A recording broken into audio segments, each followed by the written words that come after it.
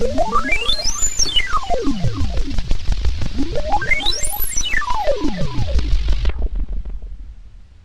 everybody, so today I just wanted to film basically just myself getting ready for work, but I'm going to be using a LimeCrime Velveteen and just like some various palettes. And I know that like some of the LimeCrime Velveteens, like the one that I'm using today, Utopia, is kind of like not wearable for some people because they don't know how, like what eye look to do with it and like how to do their blush and stuff. So I wear these pretty much on a daily basis, so I'm just gonna show you one of the ways that I would like wear this.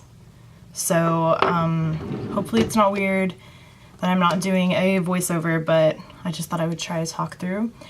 So first of all, to start off this look, you definitely need to put some chapstick on before you put a Velveteen on, because these will suck the moisture out of your lips.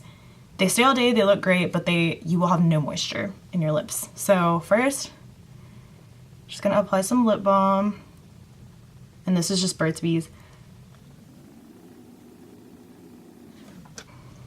Next, I always start off with my, well, I don't always start off with my face, but if I'm not doing like a crazy eye look with like glitter and stuff, then I start off with my face. So I'm gonna go in with the MAC Pro Longwear Concealer on the back of my hand, and I put it on with this little tiny Eco Tools brush first, like in the place that I want it to go,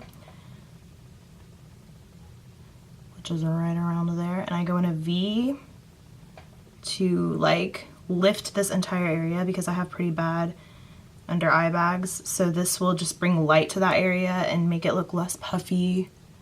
And then I also go over my eyelids to cover up all my little veins and like discoloration that I have, and also prime for my eyeshadow. This is like a really awesome concealer. It's full coverage, and it just basically does everything you could like possibly want in a concealer, and I wear it every day.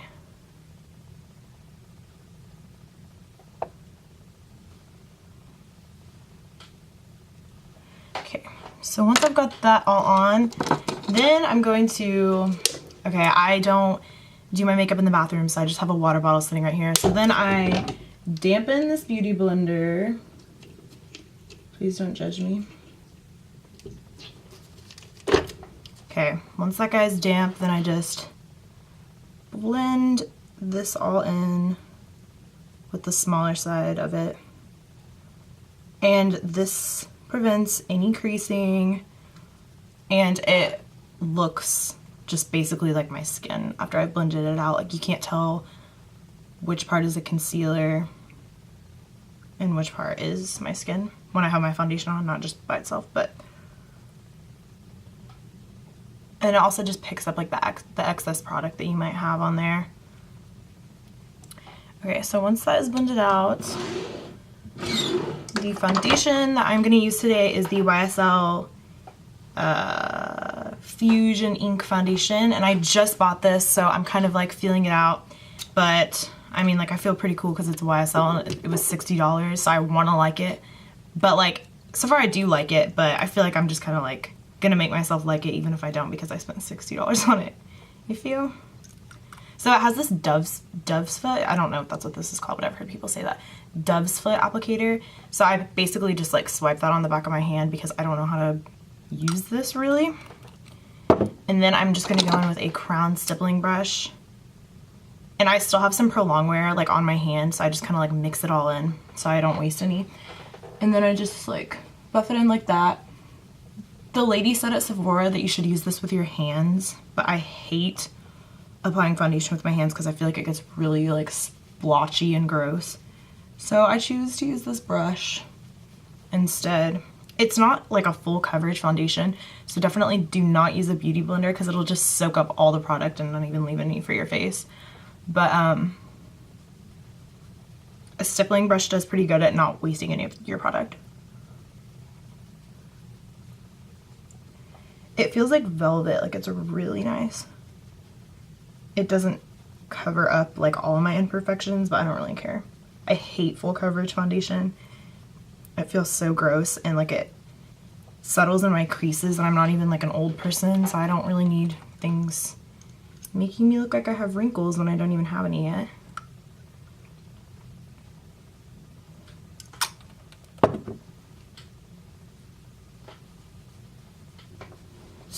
soft, such a soft foundation. And then, of course, I'm just going to blend it on my neck. It's so sad how pale I am right now.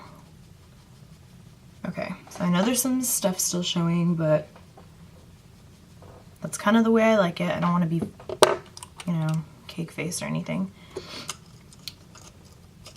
So yeah, I'm going to do a full review on this foundation because I would like to tell you about this before you invest in it, but so far I'm really liking it. I'm really feeling it. Next, I'm going to set this with my Rimmel Stay Matte Powder, as always, on this giant Real Techniques fluffy brush. And I go over my nose like 6 times because that's the oiliest part. And then I put powder all over my entire face. I know some people just do like their under eyes and their nose, but skin like mine, you gotta set the whole thing. Okay, what I like to do next is my eyebrows. So first I'm just gonna brush them out with the spoolie side of my Anastasia Brow Wiz. I should probably zoom you in a little bit for this. Then I go in with the Brow Wiz in the shade Taupe, which I don't even know if they sell Taupe anymore. I think that it's called something else, but that's the shade that suits me best. And I basically go with the same like actual shape of my eyebrow. I just like have really light, sparse eyebrows, so I pretty much have to fill them in, but I don't add much of anything to my eyebrows. I just pretty much do what they actually look like, but darker. Eyebrow powder. And I use the Milani Brow Fix Brow Kit, and this is really good because I use this shade because my eyebrows are so light, so it doesn't, like, sometimes whenever I use the Brow Wiz, it doesn't cover like all the spots that are sparse, so I go back through with the powder, but I don't want them to be like black because my hair is so light.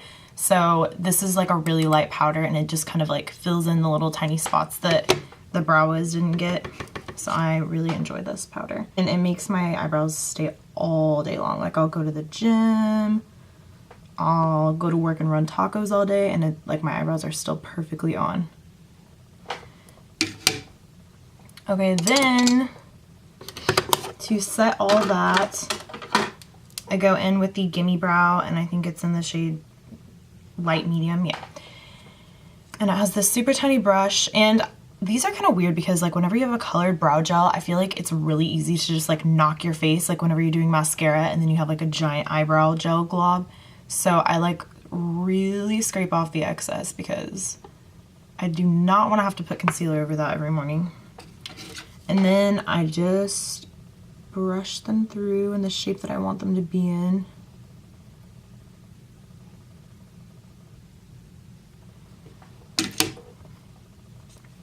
So that is my eyebrow routine. That's what I do every morning. It's kind of a lot, but when you don't have eyebrows, you gotta do a lot of work in the morning. So next I'm gonna go in with my Anastasia contour shade in the color Fawn. And yes, I have this in a MAC palette, so it doesn't fit, but it will have to do. It's like, I really love this contour shade because it's ashy and it doesn't just look like an orange like streak on your face. It actually looks like a shadow, even when I'm this pale. Oh, and I'm taking a Sephora Professional Angled brush. And I just do really light contouring, basically just so that I can add a little bit of tan back into my face. I don't do like a dramatic contour every day.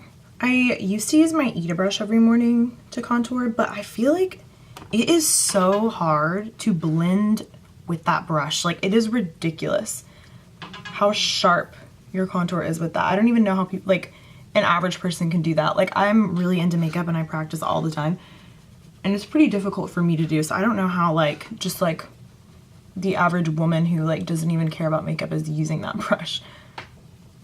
And then I don't really contour my nose. I pretty much just like go down the sides of it to make it look a little bit more slender and just like even out my skin tone. I'm not doing any like super harsh nose contouring. Next, I am going to take my Clinique Peach Pop blush, and these are, I love this blush. I use this like pretty much every single day. It's like just like the perfect peach color for, even though it's winter, this peach is still just perfect. And so, and I'm taking this on a Crown Chisel blush brush. And I put my blush like above my contour. I know some people do it more on the apples of their cheeks, but I find that this is the most flattering for my face. One time I was in a makeup class and they told me never to put your contour like past this, or never to put your blush like past where your eyebrow is. And I was like, I bring my blush all the way up. I don't care if that's 80s. I think it looks the best on me. And I think that's the most flattering. Like, I think my cheekbones look the most prominent whenever I do it that way. So I don't know, people may disagree, but that's just the way I like to do it. And it's like a dewy blush. I like it a lot. Okay, next I'm going to take this Sigma F25 brush and Becca highlighter in Opal, which is everything. I love this stuff. I wear this every single day. Even though I'm oily, I still put highlight on my face because I still like it. And I know this is like a really big brush for highlighting, but I bought it online, so I thought it would work. It's alright. I mean, it still does the job. And I just put it above the contour and the blush. Right there.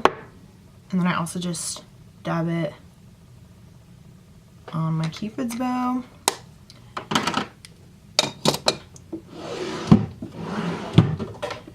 Okay, now we shall begin on eyes. And this is my Ruby Kisses primer, as always. I swear by this primer, I love it. And I like barely put any on because I do the MAC Pro Longwear, which primes your eyes. So I just blend that out with my finger. And it's pretty much like translucent, like it doesn't have a color, so it can work for any skin shade. Next, I think I want to go in with my Urban Decay Electric palette, as always. And I think I'm going to take the shade Savage, which is this hot pink one right here, and Jilted right here. And I'm going to take that on a MAC 217, which is like the bestest fluffy blending brush ever. I use this every single time I do my eyeshadow. And I'm just going to mix those two colors together and put them in the crease. And just make it really blown out. I'm not going to do like a brown transition shade because I feel like whenever you do like a bright color, like a pink or a purple or something, and then you have brown underneath it, it just kind of looks like, I don't know the word, like just like muddy. Like it just kind of makes the color not look as vibrant. And so I just kind of like try to blur the edges in this area so it's not just like skin tone and then like bam, pink. You feel me? Now I think I'm gonna go into my Naked 2 palette and I'm gonna use the color Pistol, and I'll probably use some Verve too, just like some silvery shades to tone this down a little bit because this is kind of crazy. Okay, I'm gonna take this big brush. It has nothing on it. Like, I don't know what it's called, but it's just like that. It's like a large flat brush. And I'm just gonna mix those two shades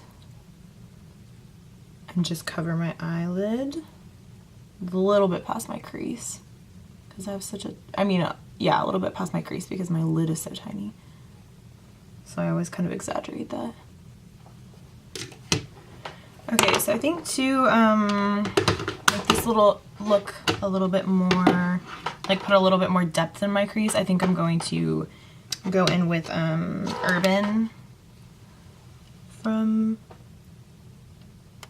the Electric palette. Just because it doesn't look as like fluid as I want it to look. Okay, now I'm pretty much going to do the exact same thing that I did in my crease on my lower lash line, just to make the look more coherent. Coherent? I don't know if that's the word I'm looking for. Just so it looks more put together. Okay, now I don't think I'm gonna do any eyeliner today. So I'm just gonna go in with my Voluminous Butterfly mascara, and I think this is by L'Oreal, but it doesn't. But next I'm gonna go in with that, and this is a really cool mascara. It has like this longer part right here, and then it's like kind of like plasticky bristles. But this really like builds up my eyelashes really well. And I have a problem where my eyelashes will rub up here and like smear all over. Like I'll just have mascara like right there. I guess because my eyelids are so oily, I'm not really sure why it does that. But with this mascara, it does not do that. And it's not waterproof because I also hate waterproof. Because I cannot get it off. Like I want my mascara to stay all day, but I don't want it to stay all day and all night and like for the rest of the week. Like I'm just trying to wash that off at night. And I do 2 coats. And then of course I'm going to do my bottom eyelashes. And last but not least, I'm going to do my lips. Okay, bear with me. This is a very stressful process. These are so hard to put on. It's like a permanent marker. Like if you mess up, it is messed up pretty much. Like you can fix it up with concealer, but for the most part, this stuff will stay on all day. So I basically put my elbow down on my table just like I'm doing liquid eyeliner, which is also really difficult, so that I have a steady hand, and then I just take my time and slowly work this onto my lips. It's really hard. So, okay, here we go. I'm not going to talk to you while I'm doing this because, as I said, it's a difficult process. And I think I already told you this is Utopia. So this is like a bright fuchsia, I would say. And you can, of course, overline with these because since they're matte, you really can't tell like where your lip is and where it's just lip product. So I exaggerate my lips a little bit with these most of the time just because it's so easy to, like you can't tell. I'm gonna put a second layer of this on because for some reason I don't have very much product on my brush, so I'm just gonna make that a little bit more vibrant. Okay, so that is that. I hope you enjoyed watching me do my makeup for work, and I hope you learned something, and I hope you like it. So y'all have a great day. Thanks for watching.